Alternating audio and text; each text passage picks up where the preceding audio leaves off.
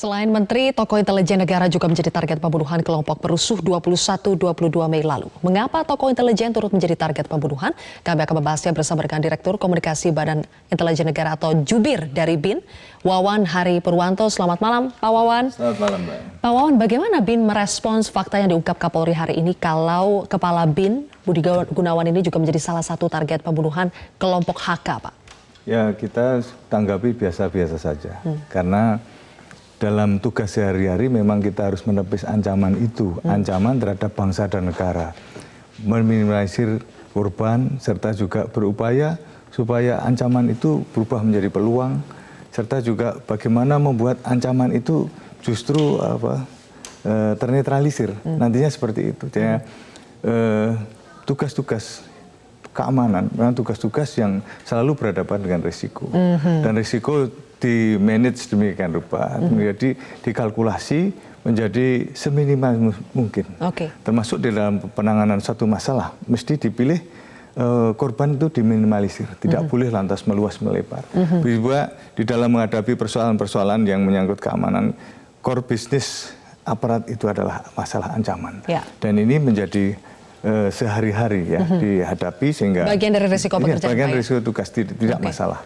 Tetapi apakah sebetulnya rencana pembunuhan dari spesifik kelompok yang membuat rusuh pada tanggal 21 dan 22 Mei ini sudah diketahui, Pak, sebelumnya oleh BIN? Sudah, karena memang sudah disampaikan beberapa kali. Saya di dalam ulasan-ulasan di media selalu mengatakan bahwa akan ada ancaman-ancaman seperti itu, termasuk ancaman pembunuhan, ancaman teror, termasuk aksi-aksi yang membonceng di balik ini semua, yang juga menggunting dalam lipatan ataupun juga penumpang gelap. Nah, itu sudah kita sampaikan. Sehingga kalau lantas terkuak seperti ini kan bukan hal yang mengejutkan. Oleh karenanya yang paling utama adalah bagaimana keselamatan rakyat itu, keselamatan bangsa dan negara lebih utama daripada keselamatan pribadi itu sendiri, karena memang kita harus menepis semuanya itu demi perlindungan kepentingan publik yang lebih luas. Begitu. Pak, kalau memang BIN ini sudah mengetahui sebetulnya rencana-rencana membuat aksi kerusuhan pada tanggal 21 dan 22 Mei ini, sebetulnya yang diketahui BIN waktu itu skenarionya seperti apa, Pak? Apakah memang dari awal akan ada beberapa kelompok seperti ini, atau ini baru belakangan akhirnya terbentuk beberapa kelompok seperti ini? Sebetulnya kan dari rapat-rapat yang dilakukan oleh pihak manapun kan sudah terendus adanya rencana seperti itu. Hanya memang kan belum ada bukti otentik, apalagi dulu hoax itu bermacam-macam ya, sehingga dipilah-pilah itu juga masuk. Jadi memang ada rencana-rencana yang seperti yang ada penumpang gelap tadi, sehingga ini memberikan satu upaya supaya bagaimana kita memberikan literasi publik supaya mereka tidak masuk di dalam lingkaran itu, sehingga mereka selain supaya tidak terbawa-bawa, juga kalau ada rekoset, ada misalnya ada penumpang gelap yang menembakkan peluru juga tidak menjadi korban. Itu yang selalu kita sampaikan. Akan tetapi tidak semuanya mau mendengar kan, memang juga ada beberapa pihak yang sengaja memasukkan sebagai tim lain yang masuk untuk melancarkan agenda-agenda tadi, termasuk agenda-agenda untuk melakukan rencana pembunuhan. Hanya persoalannya tidak ada suatu rencana yang sempurna. Pasti ada celah, dan celah itu yang kebetulan dibawa oleh mereka-mereka yang tertangkap. Dan bukti maupun juga dari sisi pengakuan maupun juga dari keterangan-keterangan saksi lainnya saling mendukung, dan inilah yang lantas di BAP oleh pihak kepolisian untuk bisa selanjutnya terkuak. Pertanyaan yang paling besar di kalangan masyarakat adalah siapa sebetulnya dalam kerusuhan 21-22 Mei ini, Pak? Memang belum diungkap oleh kepolisian, tetapi sepertinya sudah teridentifikasi, hanya tinggal menunggu waktu saja untuk diungkap ke publik.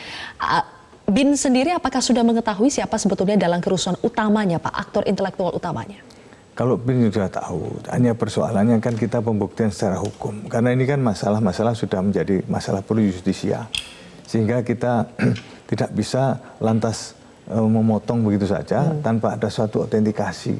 Nah, autentikasi inilah yang di BAP itu lantas muncul. Nanti pihak kepolisian lah yang akan mengungkap, termasuk Mr. X-nya, kemudian juga kalau sudah B21 ya dibawa ke pengadilan. Di pengadilan secara terbuka tentu saja setiap orang bisa melihat, mendengar maupun menilai dari Tapi apa yang sesuai Pak terjadi. ya, antara yang sudah diidentifikasi oleh BIN, kemudian antara yang disebutkan dalam BAP, cocok? Ya cocok karena selama ini kan terjadi sinkronisasi, kemudian juga ada upaya-upaya pendalaman maupun upaya-upaya pengungkapan lebih lanjut maupun link up-nya. Ini yang kadang-kadang mereka kan menggunakan sel putus, sehingga sel putus ini tidak Pak, punya bagaimana bukti sih sebetulnya otentik. cara kerja mereka ini Pak? Nah, sistem sel itu memang tidak saling kenal antara mastermind-nya itu dengan lapis kedua dan ketiga. Mereka hanya mengenal siapa yang mengajak, untuk bergerak. Tapi yang link lebih tingginya di dalam hal ini mereka menjadi angka gelap yang tidak. Mereka tahu sampai kepada siapa yang memberikan order itu mereka tahu, tetapi sampai ke mastermind-nya belum tahu. Nah, itu yang tugas dari kita semua nanti untuk mengungkap ya, karena memang ini persoalan hukum. Karena kebanyakan kan putus di rantai tengah-tengah biasanya seperti itu.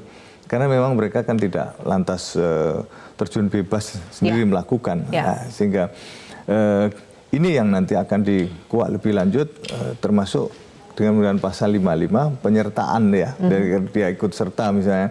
Nah, tergantung bagaimana kemampuan di dalam mengungkap dan menyidiknya nanti sehingga bisa menjangkau kepada aktor intelektualnya. Oke, kalau dari IPW Pak, Indonesia Police Watch mengungkap ada 6 dalang kerusuhan ya. Ada 2 purnawirawan tinggi, 2 purnawirawan menengah, kemudian 1 tokoh preman dan 1 anak pemuka agama. Respon dari BIN seperti apa atas ungkapan IPW ini? Itu yang jelas. Monggo, semuanya kita ungkap, dasarnya adalah ini karena hukum, kita tentu basicnya adalah hukum. Artinya harus ada bukti, itu saja. Adapun ungkap IPW tentu juga punya data dan dia juga tanya-tanya kepada para penyidik tentunya, kemudian dia juga punya jaringan. Hanya pihak kami kan tidak bisa lantas secara letter select membuka secara telanjang kepada publik, karena ini masih dalam proses BAP, itu kan sifatnya rahasia. Dan kalau melihat bagaimana kelompok ini bekerja Pak, kelompok bersenjata yang diduga sebagai pembunuh bayaran, mereka tahu harus memberikan order kepada siapa, mereka tahu siapa harusnya yang ditunjuk sebagai eksekutor, kemudian pemasok senjata mereka tahu. Kalau melihat cara kerjanya, apakah ini memang dimainkan oleh, atau mastermind-nya ini memang seseorang yang betul-betul memahami cara kerja untuk menciptakan kerusuhan seperti ini? Ya, sebetulnya mereka menggunakan pola di 98 dengan cara mematik penembakan ya, seperti dulu di polanya mirip dengan 98 Pak ya? Seperti itu, karena dengan adanya korban kemudian juga mematik dari seksual religius, maka ini kan diharapkan massa bergerak dengan emosional yang tinggi.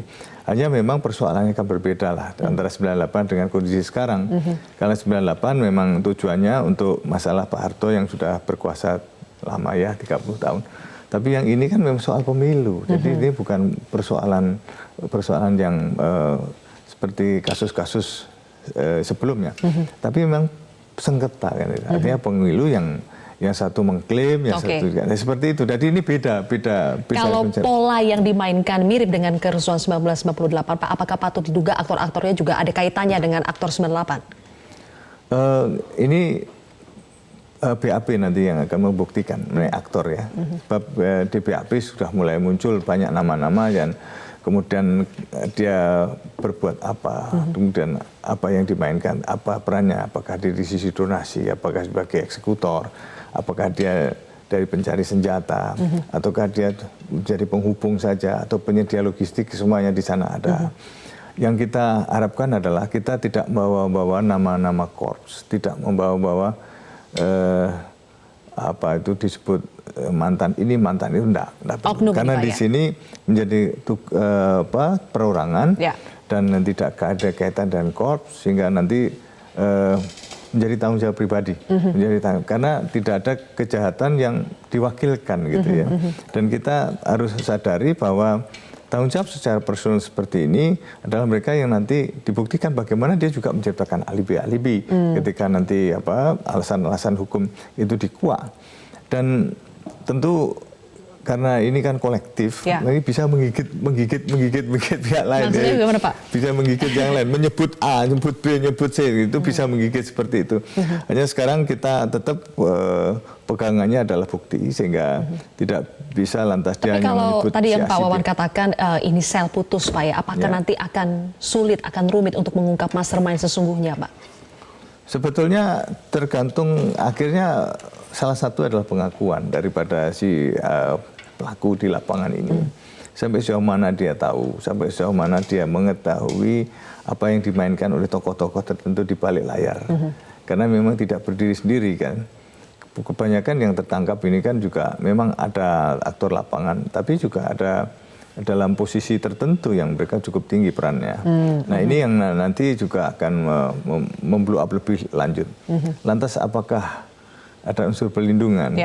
Nah biasanya juga yang militan itu sudah melindungi kan, melindungi pihak-pihak tertentu untuk tidak. Maksudnya bagaimana itu, Pak, pihak yang melindungi itu? Artinya begini, dia tidak menyebut nama meskipun dia tahu. Dia tetap meng-keep itu semua, kan ada unsur-unsur seperti itu. Biasanya militansinya kuat.